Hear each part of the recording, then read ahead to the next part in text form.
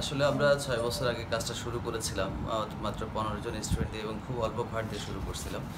তো ধীরে, ধীরে আমরা আমাদের কার্যক্রম বাড়াচ্ছি। তো আমরা আরও আমাদের কাজের পরিধিটা বাড়াতে চাই। কিন্তু আর্থিক সাপোর্টের অভাবে আমরা খুব বেশি বড়ভাবে আগাতে পারছি না। তো আপনাদের যে উদ্যোগটা, আপনাদের যে উৎসাহটা আমরা পেলাম, আপনাদের যে সহযোগিতা পেলাম, তা আমাদের কাজের উৎসাহটা আমাদের আরও বাড়বে এবং আপনাদের এই সহযোগিতা যদি অব্যাহত থাকে তাহলে আমরা আমাদের কাজের যে পরিধি, সেবার যে পরিধিটা আরও বাড়াতে পারবো এবং আমাদের স্কুলের পক্ষ থেকে আপনাদেরকে ধন্যবাদ জানাচ্ছি। দেশের বাড়িতে কোনো কিছু করে খাবো। হ্যাঁ, দেশের বাড়িতে কোনো কিছু করে খাবো।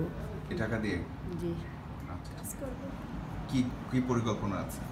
এটা ছাগল কিনে পালবে, ছাগল কিনে পালারে পরিকল্পনা আগ্রহ আছে। আচ্ছা, ঠিক আছে, আমরা চেষ্টা করব সাথে থাকার জন্য এবং আমরা দেখতে চাই যে এটা যাতে ভালোভাবে কাজে লাগে আর কি। নগদে দিয়েই ভবিষ্যৎ করতে পারি। প্রবাস কথা আমাদের একটা স্বপ্নের জায়গা ছিল যে আমরা মানুষের পাশে দাঁড়াবো।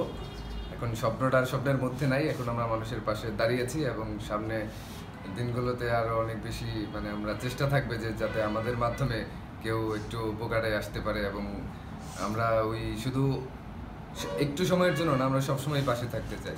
প্রবাসীরাই তো মূলত এটাতে ভূমিকা রাখছে। হ্যাঁ, প্রবাসীরা তাদের ধন্যবাদ দিব না, কারণ তারা আমাদের পরিবারের সদস্য এবং তারা দূর থেকে করতেছে, আমরা এখান থেকে করতেছি এবং তাদের সহায়তা যদি লাগে আমরা অবশ্যই সেটা করব এখান থেকে যতটা সম্ভব হয়। তো একে অপরের প্রতি যে এই সৌহার্দ্যপূর্ণ আচরণ, এটা আসলে প্রবাস কথায় অন্য কোথাও পাওয়া যাবে না আমার মনে হয়। আসলে প্রবাস কথা যেভাবে মানুষের সহযোগিতায় আত্মনিবেদিতভাবে চলছে, সেখানে আমি আমার দিক থেকে আমার এক বন্ধুর ফ্যামিলিগত যে ক্রাইসিস, তার ওয়াইফ প্যারালাইজড, ফুল প্যারালাইজড, তা তার অবস্থা দেখে আমি প্রবাস কথাটা জানাই এবং প্রবাস কথা সেটা এত সুন্দরভাবে রেসপন্স দিয়ে সহানুভূতির হাত বাড়ায়, যেটা আমি নিজে অভিভূত। আশা করি পরবর্তী দিনগুলোতে এইভাবে প্রবাস কথার কার্যক্রম সামনের দিকে আগায় যাবে। একজন হাফেজ আছে, হ্যাঁ, ও 12 বছর বয়সে হাফেজ, খুব গরিব। তারপরে আমাদের ওখানে কালমেঘাটী কলেজে সেই ইসলাম ইতিহাসে পড়ে, অনেক কষ্ট করে পড়াশোনা করে, প্রাইভেট পড়ায়, ওখানকার আরবি পড়ায়, কাছে থাকে, অনেক টাকা লাগে তার। আমি বলছি তোমাকে আমি নিয়ে দিই, আমিও দিই মাঝে মাঝে, প্রতি মাসে দিই, আমি তাকে হেল্প করি।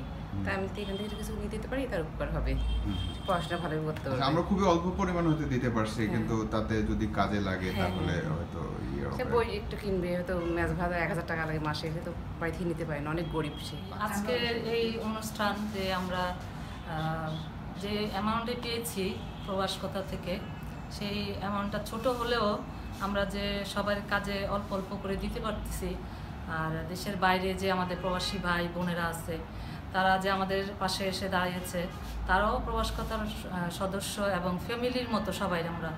তো তাদের অসংখ্য ধন্যবাদ। আর হয়তো অন্য কোনো ইসে এরকম নেই যে এত পরিবারের মতো যে সবাই আমরা আপন।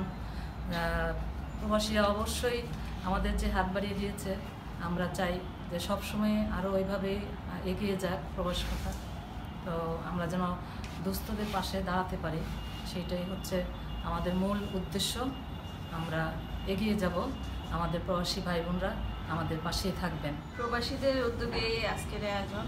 তো আমি লিপিকে নিয়ে একটা গল্প লিখছিলাম, তো সেখানে মেয়েটা অনেক অভাবী, তো আজকে ওর অনেক বড় উপকার হলো শুধুমাত্র এই প্রবাসীদের সাহায্যে, এবং